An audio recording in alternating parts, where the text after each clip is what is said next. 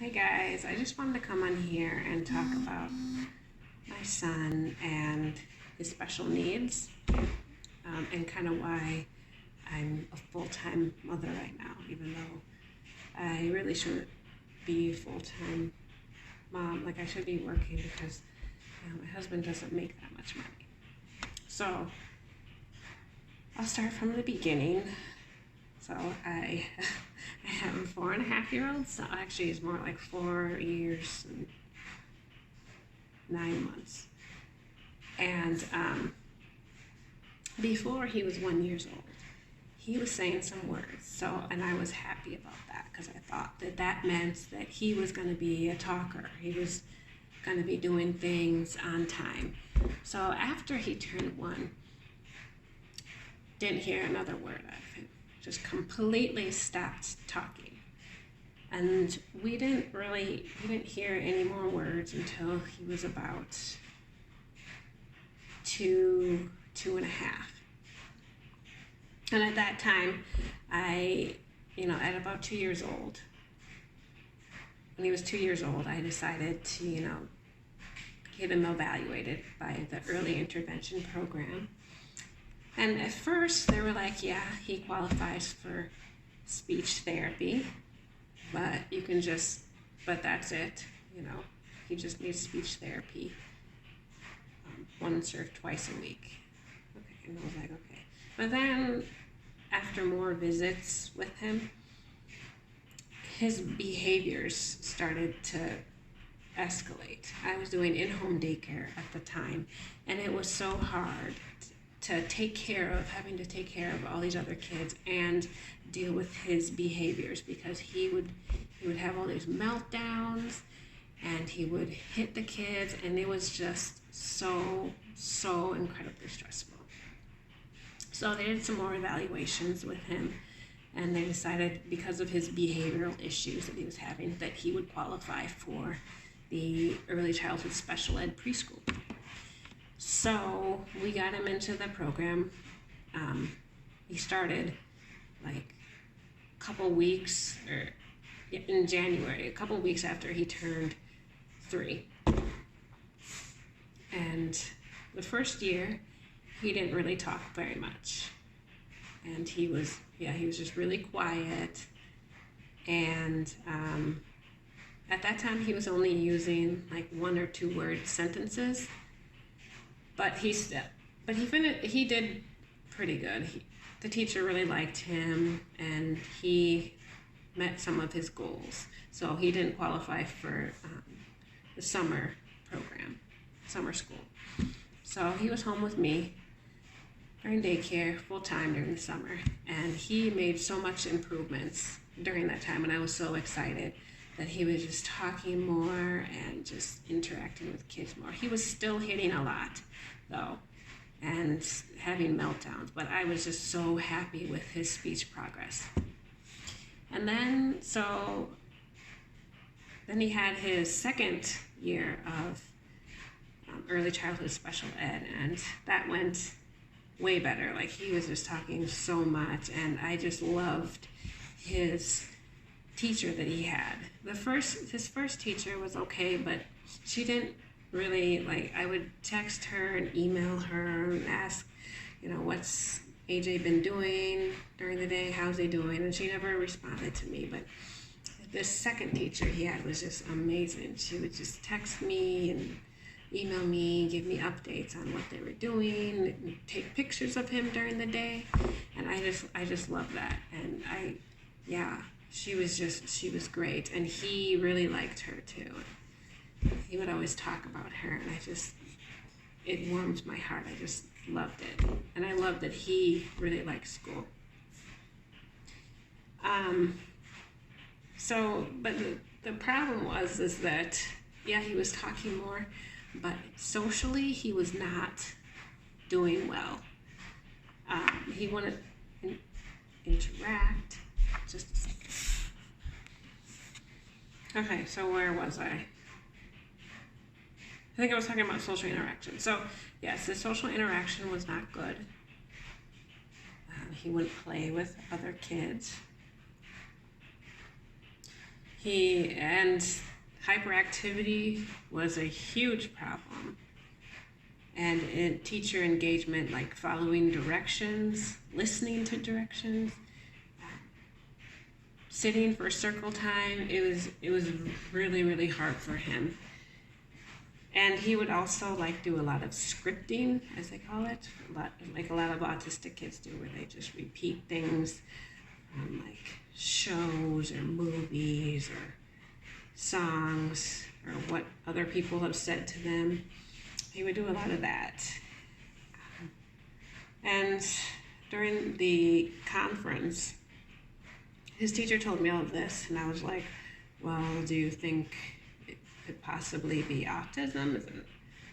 Do you think maybe he has autism? And she was like, well, I can't decide that.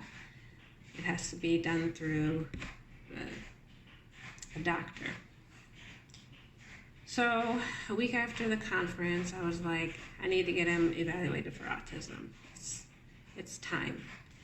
Because I had been thinking about it prior to the conference. I was like, he has some autistic behaviors. Maybe I should pursue this and see if he has autism. So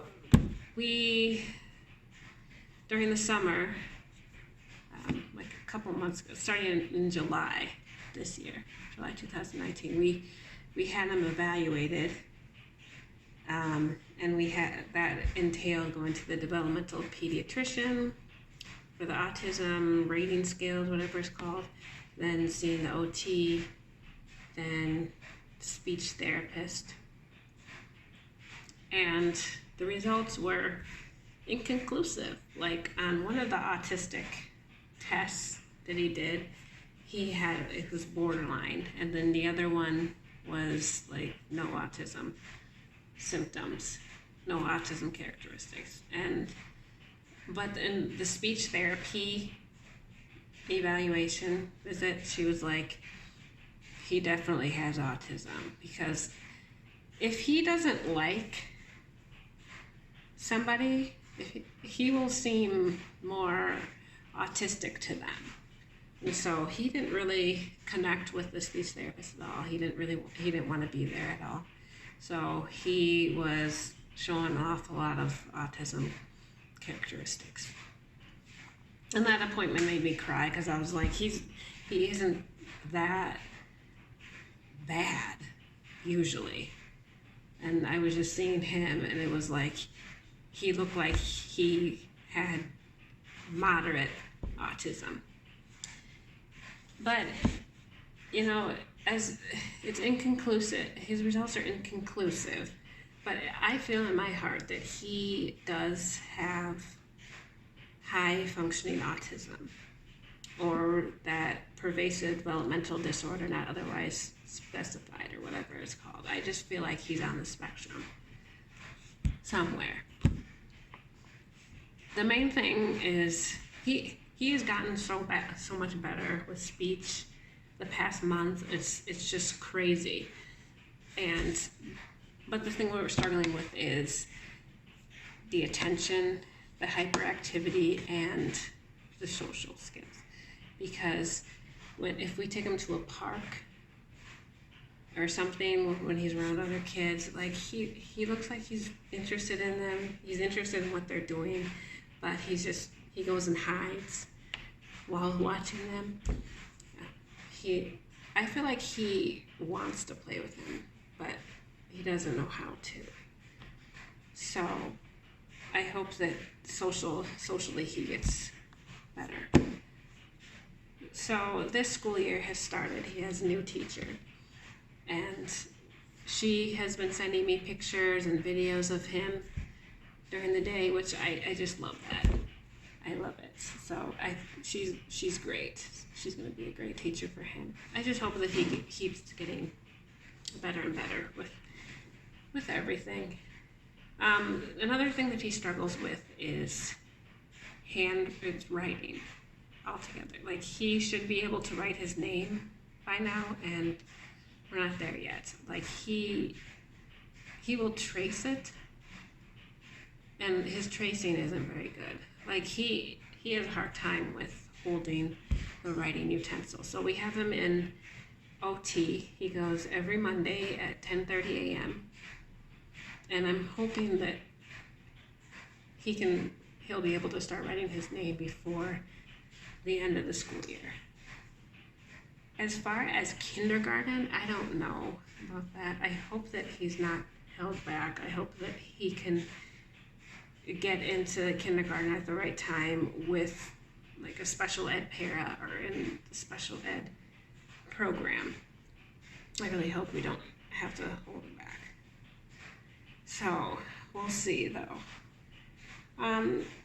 And that's part of the reason why I stopped running my in-home daycares, because of his behaviors, and I just felt like he needed me full time rather than having to share me with all the other kids. And because it would be hard for me to bring him to his therapy appointments every Monday if I was doing daycare, because it's hard to get out of the house. I mean, my mother was a substitute, but I was only allowed to use her so many times, just because of all the home daycare rules and stuff like that. So that is part of the reason why I stopped doing home daycare. Another reason why I stopped doing home daycare was because it was just stressful.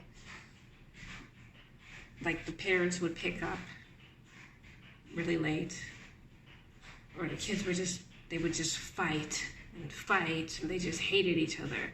And I know I could have